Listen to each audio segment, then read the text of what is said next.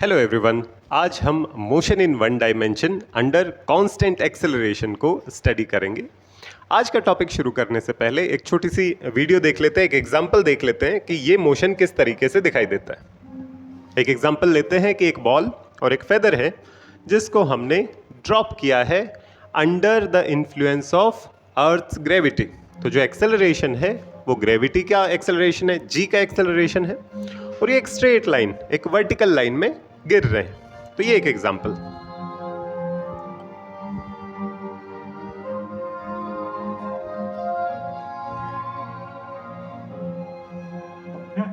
तो इस एग्जांपल से हम शुरू करते हैं हमारा मोशन अंडर कांस्टेंट एक्सेलरेशन का टॉपिक।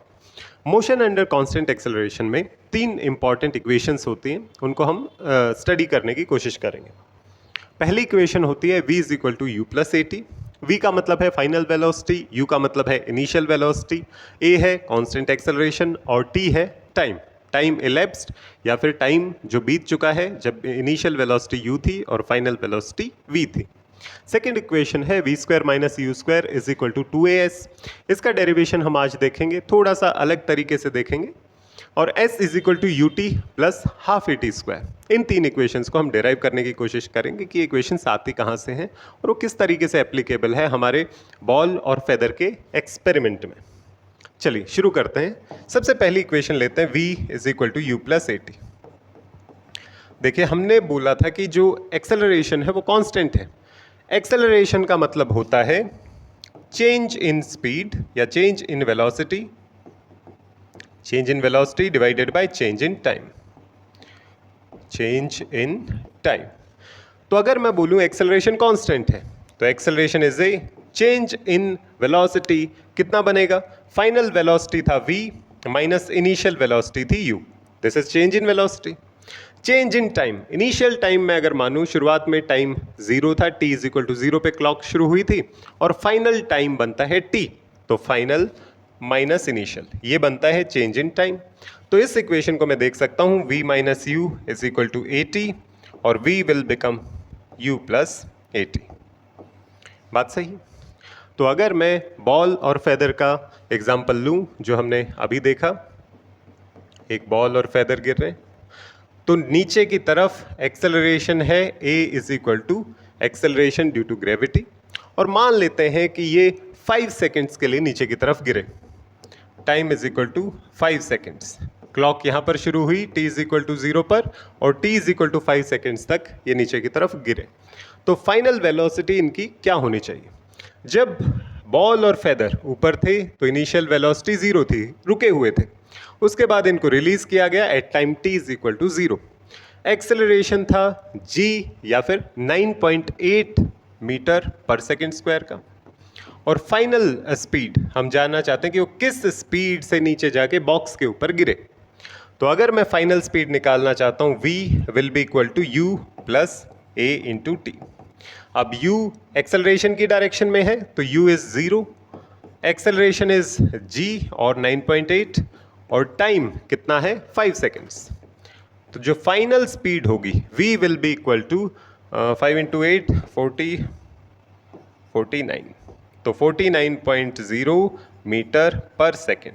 तो 49 मीटर पर सेकेंड की स्पीड से बॉल और फेदर गिरेंगे अगर 5 सेकेंड के लिए ये एक्सेलरेशन ड्यू टू ग्रेविटी के इन्फ्लुएंस में अगर गिरते हैं। ये हमारी फर्स्ट इक्वेशन होती है मोशन इन वन डायमेंशन, और जब कांस्टेंट एक्सेलरेशन में कोई ऑब्जेक्ट गिरता है। चलिए सेकंड एग्जांपल देखते हैं। ये हमने वर्टिकल डायरेक्शन में मोशन देखा। एक एग्जांपल हम हॉरिजॉन्टल मोशन का लेते हैं। लेट अस से कि एक ऑब्जेक्ट है, उसका मास कह देते हैं m है, और ये कांस्टेंट एक्सेलरेशन से हॉरिजॉन्टल डायरेक्शन में जा रहे हैं। अब कांस्टेंट एक्सेलरेशन कैसे मिलेगी इसे हॉरिजॉन्टल डायरेक्शन में? कांस्टेंट एक्सेलरेशन मिल सकती है जब इसे कांस्टेंट फोर्स लगे हॉरिजॉन्टल डायरेक्शन में। लेट अस से एक कांस्टेंट फोर्स इसे F हॉरिजॉन्टल डायरेक्शन में लग रही है। तो अगर कांस्टेंट फोर्स है हॉरिजॉन्टल डायरेक्शन में लग रही है तो हम बोल सकते हैं कि force is equal to mass into acceleration. अगर फोर्स कांस्टेंट है, मास कांस्टेंट है, तो एक्सेलरेशन भी कांस्टेंट है। तो इसकी एक्सेलरेशन हो जाएगी फोर्स डिवाइडेड बाय मास, कि इस कांस्टेंट एक्सेलरेशन से ये हॉरिजॉन्टल डायरेक्शन में जा रहा है। ठीक है, कांस्टेंट एक्सेलरेशन हो गया, एक यूनिफॉर्म डायरेक्शन में जा रहा है, एक ही सिंगल डायरेक्शन में जा रहा है, तो वन डायमेंशन में मोशन है, कांस्टेंट एक्सेलरेशन का मोशन है। अब इसके लिए हम दूसरी इक्वेशन निकालने की कोशिश करते हैं। मान लेते हैं ये चलता चलता ये ऑब्जेक्ट यहाँ तक पहुँच जाता है, इन दोनों पोजीशंस के बीच में डिस्टेंस s है।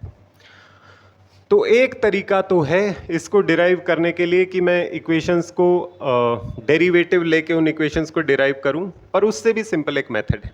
हमें ये पता है कि एनर्जी ना तो क्रिएट की जा सकती है ना डिस्ट्रॉय की जा सकती है, उसे एक फॉर्म से दूसरी फॉर्म में कन्वर्ट किया जा सकता है।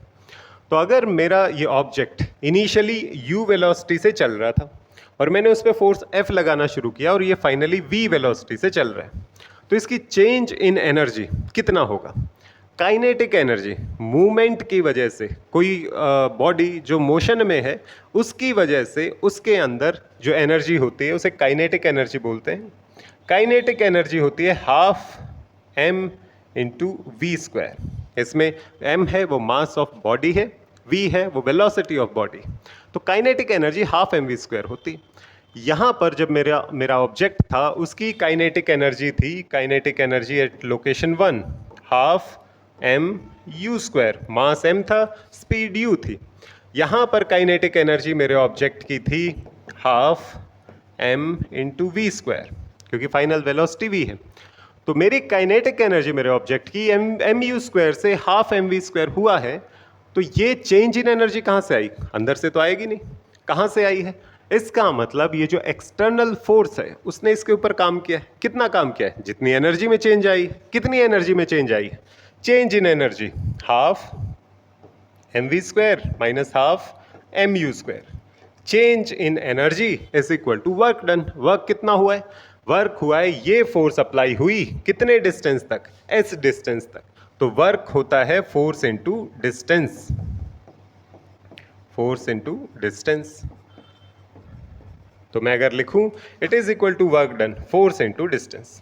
अब फोर्स कितना लगा है? Force is equal to mass into acceleration. इसको लिखा जा सकता है m into a into s distance is equal to half m v square minus half m u square. इस इक्वेशन को सिंप्लीफाई करते हैं, m से m कैंसिल हो जाता है और जो 1/2 है वो कॉमन आ जाता है। तो यहाँ से हम लिख सकते हैं v square minus u square is equal to 2as। ये हमारी सेकेंड इक्वेशन आती है जब हमारा ऑब्जेक्ट मोशन एक डायमेंशन में, हॉरिजॉन्टल डायमेंशन में कर रहा था under constant acceleration. Acceleration is equal to F/m। जब नेट फोर्स इसके ऊपर कांस्टेंट थी, मास इसका कांस्टेंट है, तो फोर्स बाय मास, एक्सेलरेशन भी कांस्टेंट है। तो ऐसे केसेस में जब एक्सेलरेशन कांस्टेंट होती है तो हम v square minus u square is equal to 2as इसे बोल सकते हैं। I hope it is clear. ये हमारी सेकेंड इक्वेशन आती। थर्ड इक्वेशन है s is equal to ut plus half at square. इस इक्वेशन में कुछ भी स्पेशल नहीं है, ये इक्वेशन पहली दो इक्वेशन से ही बनाई गई है। हमारे पास v is equal to u plus at था, हमारे पास v square minus u square is equal to 2as था, और हमें इक्वेशन चाहिए इस तरह की s is equal to ut plus half at square. आप नोटिस कीजिए इस इक्वेशन में कहीं पे v है ही नहीं। अगर v नहीं है तो इस इक्वेशन में से हम v को गायब कर देते हैं, v की इक्वेशन को सब्सटीट्यूट कर देते हैं। v बन जाता है u plus at whole square minus u square is equal to 2as। ये बन जाता है a square plus b square plus 2ab minus u square is equal to 2as। U square से यू स्क्वायर कैंसिल हो जाता है, एक a यहाँ से कॉमन आएगा, एक a यहाँ से कॉमन आएगा, एक a यहाँ से कॉमन आएगा। ठीक है, ये 2 भी कॉमन जा सकता है, 2 डिवाइड में जाएगा तो इस 2 को कैंसिल करेगा और इसके डिवाइड में 2 आ जाएगा। तो s is equal to ut plus half at square. ये हमारी सेकेंड इक्वेशन आ जाती है, s is equal to ut plus half at square. इस तरह से हम देख सकते हैं कि motion in one dimension under constant acceleration को 3 इक्वेशंस में कैसे डिस्क्राइब किया जा सकता है। नेक्स्ट वीडियो में मिलते हैं।